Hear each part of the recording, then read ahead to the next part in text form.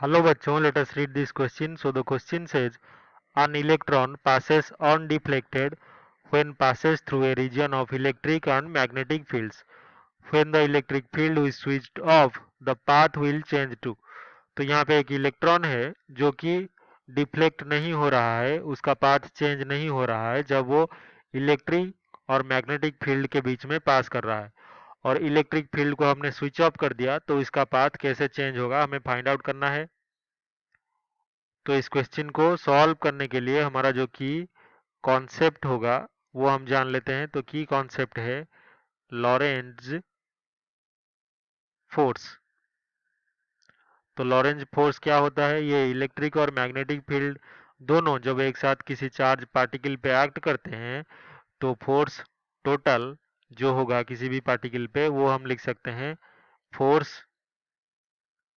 Magnetic plus force electric, या फिर इसको अगर सिंपल टर्म्स में लिखें तो ये हो जाएगा Q इंटू ई प्लस भी क्रॉस बी। तो क्यू ई हमें इलेक्ट्रिक फील्ड देगा, इलेक्ट्रिक फोर्स, और भी क्रॉस बी इंटू क्यू जो है वो मैग्नेटिक फोर्स देगा। तो क्वेश्चन के हिसाब से पार्टिकल यानी कि इलेक्ट्रॉन इज अनडिफ्लेक्टेड। तो इलेक्ट्रॉन अगर अनडिफ्लेक्टेड है तो इसका पाथ चेंज नहीं हो रहा है, तो जिस वेलोसिटी से इलेक्ट्रॉन एंटर करेगा दोनों फील्ड्स को उसी वेलोसिटी से और उसी पाथ से बाहर निकलेगा। तो हम लिख सकते हैं कि जो फोर्स है force on electron is zero. तो जीरो होने पर वो डिफ्लेक्ट नहीं होगा, तो हम लिख सकते हैं Q E is equals to Q into v cross B vector.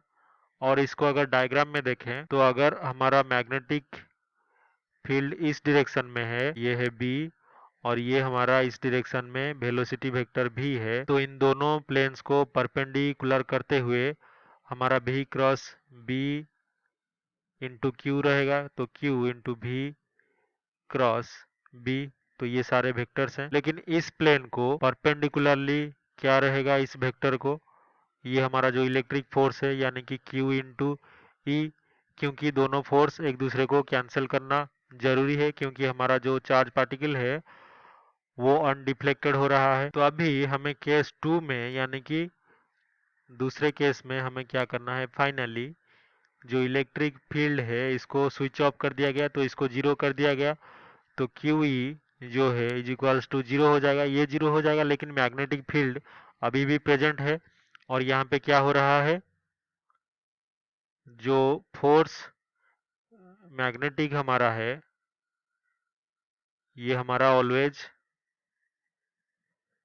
Perpendicular है, परपेंडिकुलर किसके साथ, टू बी वेक्टर एंड भी वेक्टर।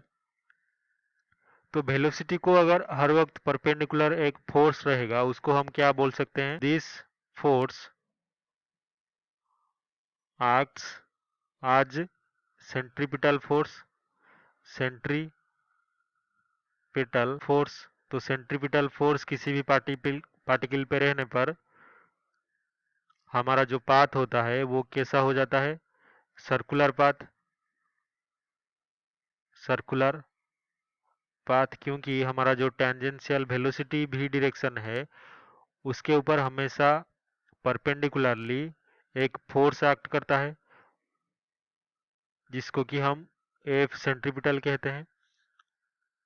तो हम लिख सकते हैं so the path will change to